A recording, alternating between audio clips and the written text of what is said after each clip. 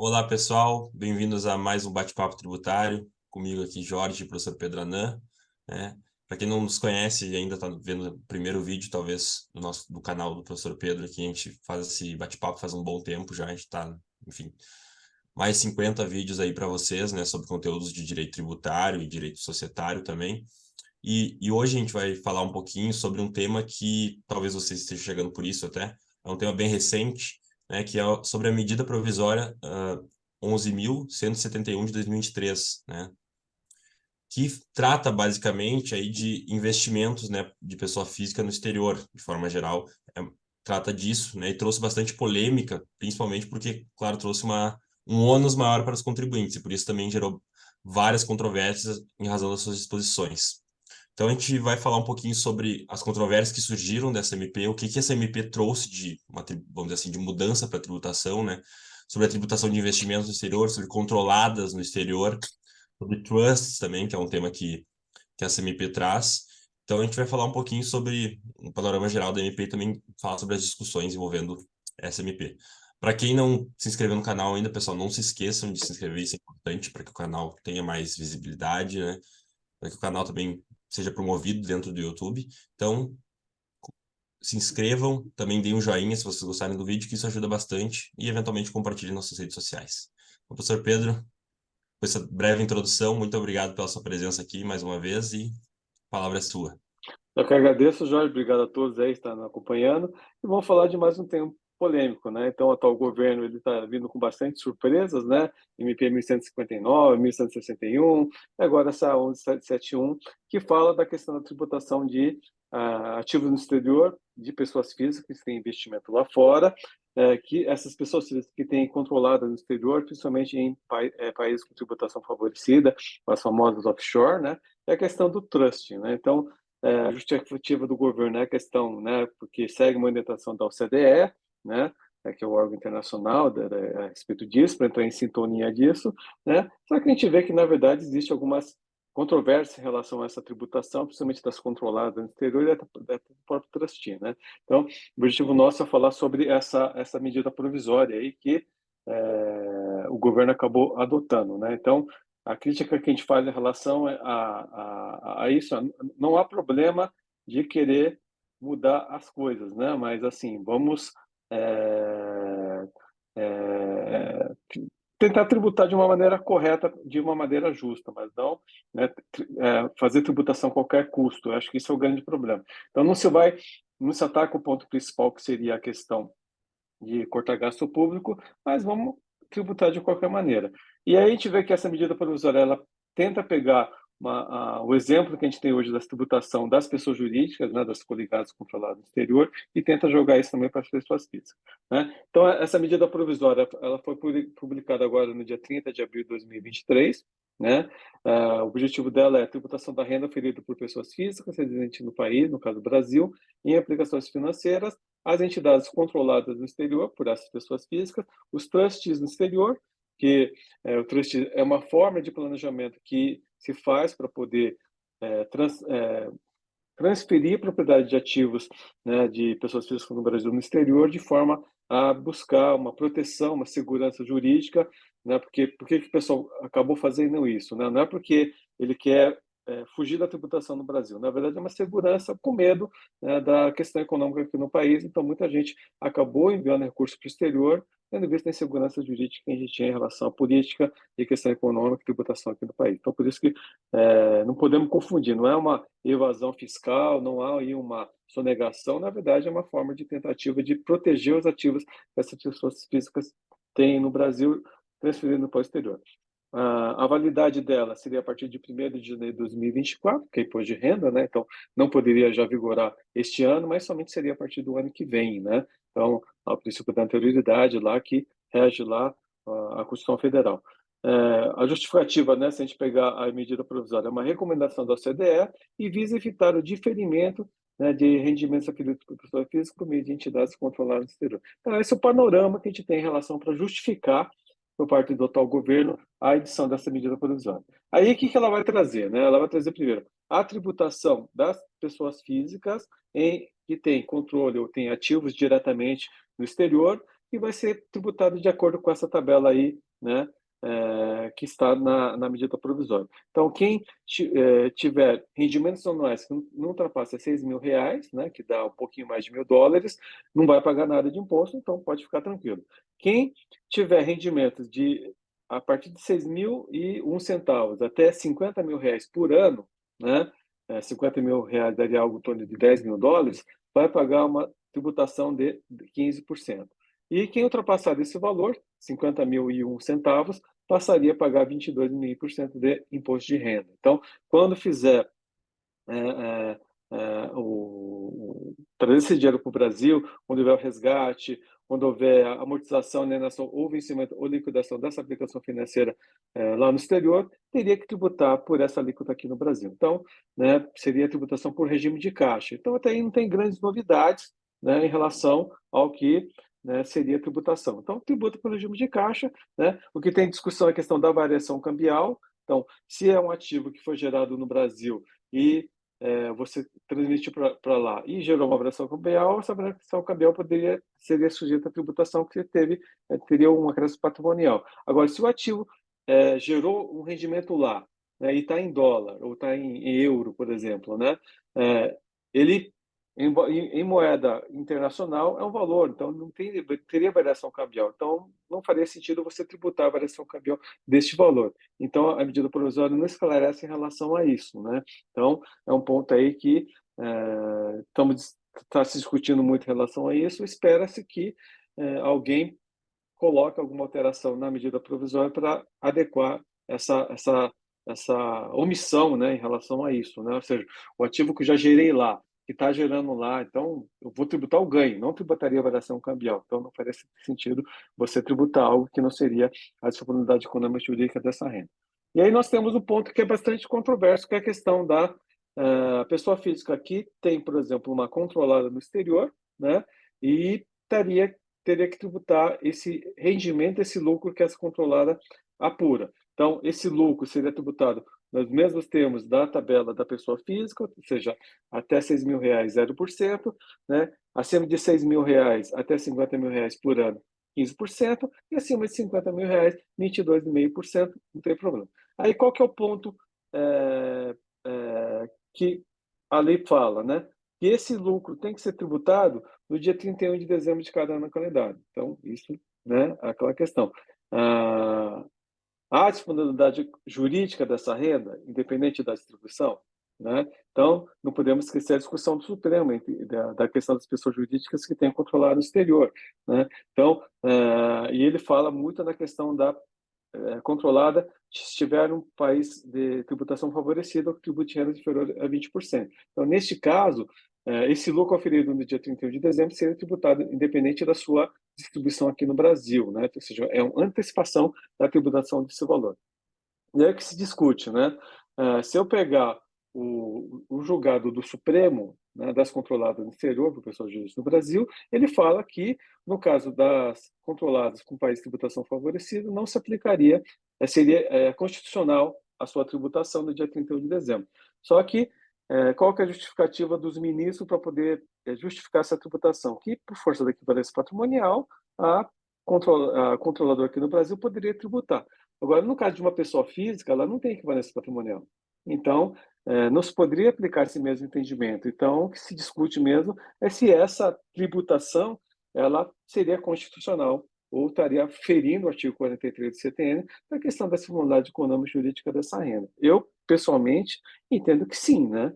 Porque vamos imaginar que eu não tenha controlada no exterior, ou seja, eu vou tributar para o regime de caixa. Eu só tenho uma controlada e essa controlada está oferindo rendimento lá e, né, qual que é a diferença, né, em termos aqui? Só tem uma pessoa jurídica no meio.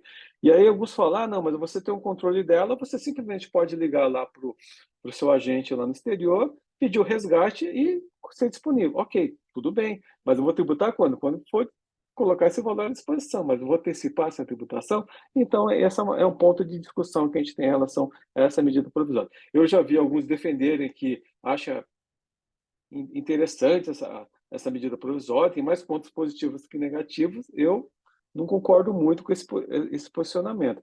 Eu acho que aqui você está tentando, de uma maneira forçada a fazer a arrecadação. E não podemos esquecer, né, que já tinha alguns projetos de lei em relação a isso que estão parados no Congresso, né, do mesmo tema, né, em relação à tributação do trust, em relação à tributação desses rendimentos de controlado no exterior por pessoas físicas. Então, o governo meio que quer atropelar e publicou essa medida provisória. Então, a gente tem essa questão, né, o que é considerada controlada no exterior pelas pessoas físicas e fala que pode ser tanto controle direto quanto indireto. Então, por exemplo, vou tentar mudar a estrutura. Então, hoje eu tenho o controle de uma offshore situada em BVI. Então, vou fazer o seguinte, eu vou constituir uma empresa americana, essa empresa americana vai controlar a minha offshore lá em BVI e eu passo a ser o controlador da sociedade americana. Só que você está controlando indiretamente. Então, mesmo que você faça esse tipo de estrutura, não vai resolver o problema. Mesmo assim, você teria que estar tributando este valor, né? Por ser direto ou indiretamente, isoladamente, o conjunto com pessoas vinculadas a mais de 50% da participação do capital social, né? O equivalente dos direitos à participação dos seus lucros ou recebimento de seus ativos da hipótese de liquidação, né? Importante frisar que somente serão tributados os lucros acumulados que estejam localizados em países com dependência de tributação favorecida, ou seja, beneficiário em regime fiscal privilegiado, no caso dessas offshore, ou apure renda ativa própria inferior a 80% da renda total. Tá? Então, tudo isso está na medida provisória. Aí ela vai falar o que é pessoa vinculada, que pega o mesmo conceito do preço de transferência, né? Aquilo que você tem relação direta ou indireta, né? E Muito para interessante ali poder dizer. na questão do renda ativa própria, é que Sim, eles colocam um requisito aqui que, né, 80%, e eles colocam royalties aqui. Só que sim, várias empresas que, enfim, que vivem de royalties, né? E daí a empresa vai viver de royalties, ela vai ser, vamos dizer assim, ela vai ser considerada uma empresa que não tem renda ativa porque ela é uma empresa que, por exemplo, explora o mercado de filmes, alguma coisa assim, sim, sim, sei lá, de audiovisual, alguma coisa do tipo. Então, é um critério meio estranho de se colocar aqui para sim, sim, sim, sim. essa dos royalties, porque muitas empresas, ainda mais hoje, né, que a gente tem a intangível aí, a economia digital, enfim. Então, é um critério que eu acho que devia ter sido ponderado de uma forma melhor aí antes de ser colocado na medida provisória. Infelizmente, né, Jorge? Então, o que a gente percebe, mais uma vez, né? Então, na ânsia de querer tributar tudo, eles colocam itens sem pensar na questão prática da coisa. Então, é lógico, como é medida provisória ainda, existe essa discussão, existe a possibilidade de poder melhorar isso, né? Então, acho que a gente está no ponto disso aí, né? Até a conversão em a gente sabe que muita coisa pode mudar. Então, a questão da pessoa vinculada é o mesmo conceito que a gente tem hoje em empresa de transferência. Então, a pessoa física, que for cônjuge, companheiro, parente, consanguíneo, afim, até terceiro grau, a pessoa física que no país. Então, não adianta você utilizar seu filho, não adianta você querer usar a sogra, o sogro, né? A sua esposa, para poder tentar esconder, isso vai ser considerado vinculado, portanto, vai ter que sofrer a tributação, né? Pessoas jurídicas cujos diretores ou administradores forem cônjuges, companheiros, parentes, consanguíneos, ou afins, a terceiro grau da pessoa física, e assim vai. E a lei vai colocando as hipóteses de maneira a querer pegar qualquer hipótese, possibilidade que você pode tentar estruturar e tentar fugir dessa tributação, né? Aí ele vai falar qual que é o momento, né, que você vai tributar esse lucro, né? Então ele fala que tem que ser apurado de forma individualizada em balanço anual da controlada no exterior, elaborado com observância dos princípios contábeis de acordo disposto na legislação. Então, você vai apurar o lucro contábil lá, de acordo com a legislação. Então, se tiver em BVI, se tiver em qualquer país, né, que já não tem contabilidade, mas vai ter que fazer um balanço lá de acordo com a legislação, né? Vai converter isso em reais, né, para poder converter o valor e apurar o lucro e tributar aqui no Brasil, e vai ser computado na declaração de ajuste anual em 30 de dezembro de cada ano que for apurado no balanço, independente de qualquer deliberação acerca da sua distribuição, né? Ou seja, independente de você distribuir ou não, vai ter que tributar. Então, esse é um ponto de questionamento que a gente tem em relação a isso. Fere ou não a questão da disponibilidade jurídica da renda, né? Na proporção da participação física no capital equivalente da controlação exterior, é submetida à incidência do IPF, né? Então, esse pediu o período de apuração. É incluído na declaração de ajuste anual, na ficha de bens e direitos, como custo de aquisição adicional do investimento, né, para você não tributar novamente quando distribuir, né? E quando distribuído, isso para a pessoa física, controladora, reduzirão o custo de aquisição do investimento e não serão tributados novamente. Então, você antecipa aquilo vai fazer parte do custo do bem ou do direito, porque quando você, de fato, distribuir aquele valor, você não tem que pagar o imposto novamente. E aí, que eu penso, né, Jorge, que é ponto de discussão. Vamos imaginar, hoje, no dia 31 de dezembro de 2024, o dólar está 5, então eu vou ter que tributar sobre esse valor. Vamos imaginar daqui a um ano eu distribuo esse lucro, e o dólar baixou para 4.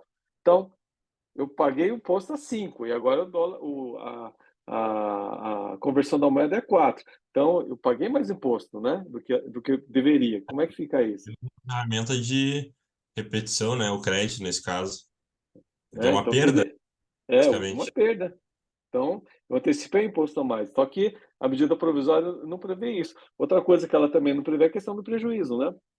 Como é que eu faço em relação à compensação do prejuízo que eu tenho, né, de períodos anteriores? Vou poder compensar? Não vou poder compensar? Então, essas são questões ainda que é, tem dúvidas em relação a isso. Então,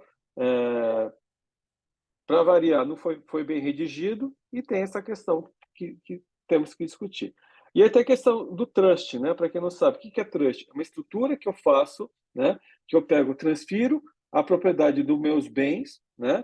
Para um trustee lá fora. Esse trustee passa a administrar os bens. Eu deixo de ser proprietário desses bens, né? Porque eu faço a doação dos bens para esse trustee e eu nomeio os beneficiários dos meus trustees, que normalmente são os filhos da pessoa. Então, o que eu faço com isso? Eu deixo de ser proprietário desses bens e esses bens passam a ser propriedade de uma terceira entidade lá fora, que é um trustee que vai passar a administrar. E os meus herdeiros é que são os beneficiários. Então, isso é uma forma que o pessoal teve de fazer um planejamento sucessório de forma a poder proteger o ativo aqui no Brasil de eventuais execuções trabalhistas, execuções fiscais, né, de cobranças de credores. Então, o pessoal criou essa estrutura. Aí você tem a questão do trust revogável, aquilo que eu posso cancelar, e do trust irrevogável. Então, o trust revogável, no qual você pode voltar à situação anterior, faz até sentido, talvez, querer tributar de acordo com a medida provisória.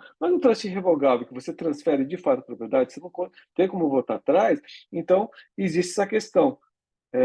Faz sentido você tributar isso no dia 31 de dezembro, independente da distribuição ou não desse valor? Então, essa é uma questão que a medida provisória ela tenta forçar essa tributação, antecipar isso, como se você não tivesse feito a operação. Na verdade, você não transferiu essa propriedade para si, esse bem é seu mesmo, na verdade, você fez uma. Né, na verdade, você fez uma simulação, né? Você fez aí uma evasão aí e está tentando esconder quem que é o real proprietário desses bens. Então, o novo tratamento para transito também faz parte do leque de medidas anti-diferimento do imposto, se resume na manutenção da titularidade do trust ao instituidor, no caso o settlor, residente no país, independente de não ser o beneficiário final. Ou seja, eu desconsidero o que você fez, né? E, na verdade, você é o proprietário desse bem e você vai ter que pagar o imposto aí, independente do que você fez a operação, que é questionável, né? O trust passa a ser tratado como uma espécie de doação. Aí tem uma questão do ITCMD, né? Então você tem aí, né? É uma legislação federal, né? Então ela não pode falar sobre doação, não pode falar de tributação de doação, e teria que o Estado, né? Dizer e se alterar a questão do ITCMD, se isso é o fator gerador ou não do imposto, né? Então é lógico que o Estado vai querer pegar essa fatia, né? Porque se eles falando que é uma doação, mas é um conflito de competência que a gente tem em relação a isso. A titularidade passará ao beneficiário no momento da distribuição pelo trustee ou no falecimento do distribuidor, o que ocorrer primeiro. O regime de apuração passa a ser o mesmo aplicável aos lucros de editados por controlar no exterior. Então, no dia 31 de dezembro de cada ano calendário, né, independente do trustee distribuir ou não o rendimento para o beneficiário, né, vai ter que tributar aqui no Brasil. Então, é também uma questão discutível, né? Ou seja, existe a disponibilidade jurídica dessa renda? Então, é uma questão que a gente tem que amadurecer em relação a isso. Eu entendo que seria possível, eu acho que não é constitucional essa tributação, seria passível de questionamento. Até o professor Edmar Andrade, quando, né, Jorge, logo que a medida provisória foi publicada, ele publicou, né, um post sobre isso, falando que ele entende que seria inconstitucional essa tributação. E tem a questão da atualização dos bens e direitos, né? Então, eu posso fazer a atualização desses bens, os direitos a valor de mercado que eu tenho na minha declaração, que muitos mandaram esse valor quando o dólar era uma taxa de conversão mais barata e houve a valorização, só que isso não atualizou na sua declaração de bens. Então, existe essa possibilidade de eu fazer isso, e se eu fizer isso, antecipar essa atualização do valor de mercado, essa variação cambial, essa atualização, eu posso tributar a uma alíquota reduzida de 10%. Em vez de eu tributar 22,5%, eu tributo a 10%. Então, em tese, seria uma vantagem, né? Um benefício para o contribuinte, né? Essa medida serve como alternativa de alíquotas progressivas de até 22,5%, você troca a tributação, e o imposto relativo a qualquer atualizações antecipadas, previsto no capítulo, deve ser pago até 30 de novembro de 2023. Então, eu vou pegar o valor no dia 31 de dezembro de 2022, né, que foi formado na declaração justicional agora, em maio de 2023, e vou fazer essa opção de tributar 10%. E aí, outro dia, eu estava assistindo um debate sobre isso e colocaram a seguinte questão. E aquele pessoal que se beneficiou daquela de trazer aqueles ativos no exterior e tributou a alíquota de 6%, né? Vai ter que tributar novamente se eu fizer isso? Então, eu já tributei a 6, eu vou tributar 10 agora?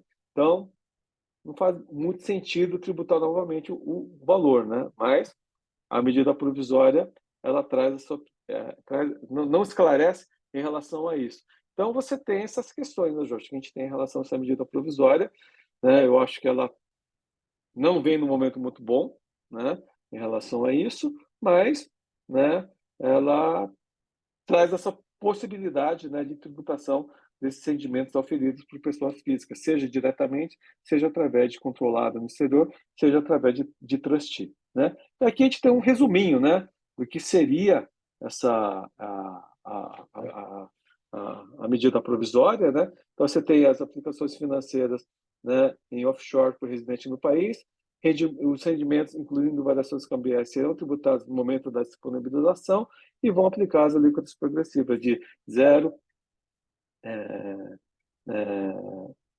6%, né, 15% ou 22,5%. Aí tem a questão das controladas no exterior, que é uma entidade situada em paraíso fiscal ou dependência com regime fiscal privilegiado, vai tributar a partir de 1º de janeiro de 2024, todo dia 31 de dezembro de cada ano calendário, vai aplicar também essa tabela de 6%, 15% ou 22,5%, né?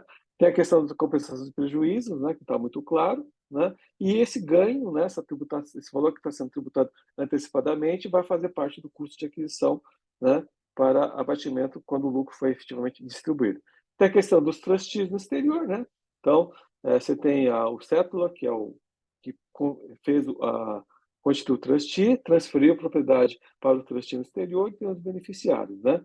A apuração do tributável no final de cada ano calendário, a partir de janeiro de 2024, também vai aplicar a alíquota, a tabela, né? Compensação de prejuízos também, né, não está muito claro, e o ganho patrimonial interno por disquisição para abatimentos futuros, né? E temos a questão, né, da atualização do valor de mercado dos bens no dia 31 declara-se 31 de dezembro de 2023, e essa variação cambial, né, vai ser tributada a alíquota de 10%. Né? Então, essa seria, em breve síntese, essa questão da medida provisória, né, Jorge? Então, você falou, é um tema atual, recente, está tendo muito debate em relação a isso, muitas tentativas de emenda, né, propostas de emenda a essa medida provisória, sendo propostas no Congresso, então a gente tem aí, vamos aguardar o que vai acontecer em relação a ela. E tem alguns pontos que eu vou chamar a atenção. A primeira coisa é que para o ganho de capital, essa alíquota progressiva que foi colocada, ela é bem maior que aquela do ganho de capital normal, né? Porque a do Sim, ganho de capital normal, ela é 15% até 5 milhões. sim, Depois, 17,5% de 5 a 10, 20% de 10 a 30 e só acima de 30 milhões, né, 22,5%. Então, ela diminui bastante essa progressividade nos casos de ganho de capital, né? sim, Então, sim, sim, sim. uma diferença bem significativa da MP. E outra coisa também que é interessante, como tem que obedecer a anterioridade anual, porque trata de imposto de renda, o imposto de renda obedece à anterioridade anual, Se eu optar pela atualização do valor dos bens, e tributar, eventualmente, se no meu caso tiver a variação cambial, talvez eu não tenha que atualizar considerando a variação cambial, porque eu não posso, não, porque essa mudança não está valendo ainda, né? Vamos dizer Sim, assim. sim, sim, sim, E a sim, atualização ela está prevista até 31 de dezembro de 2023. Então, esse dispositivo, vamos dizer assim, ele teria efeito, né? sim, Então, se o sim, sim, contribuinte sim, sim. atualizar, ele talvez não tenha o efeito da. Claro que a Receita pode questionar, mas em tese ele não teria que ter o efeito da tributação da variação cambial, porque não tinha antes, né? Sim, sim, sim, sim. Então é interessante ver isso. Claro, o contribuinte teria que ver se vale a pena primeiro atualizar, né, e tributar 10% e eventualmente, se tivesse essa variação cambial frente à moeda, né, estrangeira, se teria que colocar ou não, que eu acho que não, porque teria que obedecer a anterioridade nesse caso, como, como essa medida teve uma consequência, uma maior tributação, teria que respeitar, então, a anterioridade anual. Isso poderia valer, né, a partir de 1º de janeiro de 2024, essa tributação da variação cambial. Sim, sim, sim, sim, sim. Seriam esses dois pontos que eu destacaria aqui da MP, Tá, além dos e, que a gente já conversou. veja, e outra coisa, né, Jorge? Essa variação cambial, vamos imaginar, né? É uma aposta também, né? Porque hoje o dólar chegou a 5 e pouco e hoje está, né, 4 e pouco, né? Quase 5. Então, você não sabe se vai continuar nesse valor ou vai reduzir, né? Se reduz, na verdade, você acabou, né, apostando errado. Então, eu acho que são pontos aí que a gente tem que pesar, que for optar ou não, para ver se vale a pena ou não, né? E aquela coisa, né? Como ainda é medida provisória, tem que ver se ela vai realmente ser convertida em lei, né? Então, tem toda essa questão que a gente tem que levar em consideração, né? Sim, e quando, se for convertido em lei, a gente vai ter que vir fazer outro vídeo aqui, porque provavelmente vai ter mudança. Em Sim, algumas sim, sim, sim. coisas, outras vão ficar, provavelmente alguns retoques serão feitos com certeza serão feitos nessa MP, né? Assim como fizeram nas outras aqui, MP 1147, Estatuto Pérsia, a própria MP Sim, 1159, sim. questão do crédito do ICMS. Então, o pessoal tem que ficar atualizado aí. Sim, Fique sim. ligado, é Não, porque e a MP 1159 é aquela coisa, você vai olhar, não foi a MP 1150, não foi convertido. 1150, Na verdade, foi é, convertido em 1147 e foi emendada ali. isso, houve um emendado, e tem, Veio crédito e piscofins tudo junto. Mas, isso. enfim, e para quem quiser estudar esse tema também, tem bastante conteúdo, tá, de escritórios aí que produziram cards, produziram. Não sei se tem artigo já sobre isso, acho que debateram também na própria mesa de debates do BDT, foi debatida essa questão do trust, né? Então, a particularidade do trust, se isso seria realmente, né, as características de um trust que eles colocaram no MP. Então, para quem Sim, sim. quiser estudar um pouco mais esse tema, eu recomendo. E a E PET, também, a PET também fez uma reunião é verdade, mensal, é verdade. Também fiz muito várias lives boa. sobre isso. Sim, sim, Então, sim, sim. conteúdo não, Não falta. não falta. Quem quiser estudar esse tema, é porque esse acaba sendo um tema que atinge pessoas próximas da gente, às vezes, né? Inclusive, Sim, amigo sim, meu veio, sim. ah, o que que eu faço? Eu tenho uma aplicação no exterior, o que que eu tenho que fazer? Vai mudar quando? Enfim. Então, esse é um tema legal porque talvez, né, acabe que vocês se deparem aí com um amigo ou um parente que tem investimento no exterior e vai perguntar para vocês, né? Então, isso é legal saber. Verdade, importante, É isso. importante. Então, Às vezes está mais só próximo do que a gente imagina, né? É, exatamente. Mas então, pessoal, a gente fica à disposição, eventuais dúvidas que vocês tiverem sobre o tema, a gente pode responder. Sugestões de temas, a gente sempre pede também que vocês mandem aí. A gente teve feedbacks positivos nos comentários, então fiquem à vontade para dar o feedback e também fazerem sugestões de temas, porque a gente sabe que tem muitos temas aí infindáveis no direito tributário. Então, a gente vai tratando de temas que surgem, de temas que já existem. Então, sinta-se à vontade. Professor Pedro, mais uma vez, muito obrigado aí pela sua presença e pela parceria. E até o próximo vídeo, então, pessoal. Não esqueçam de dar o joinha aí e se inscrever no canal. Eu que agradeço, Jorge, obrigado por você estar, né, mais uma vez aí disponível para a gente poder continuar esse projeto e agradecer a todos aí pela presença e pela audiência. Então, obrigado e até a próxima. Tchau, tchau. Tchau, tchau.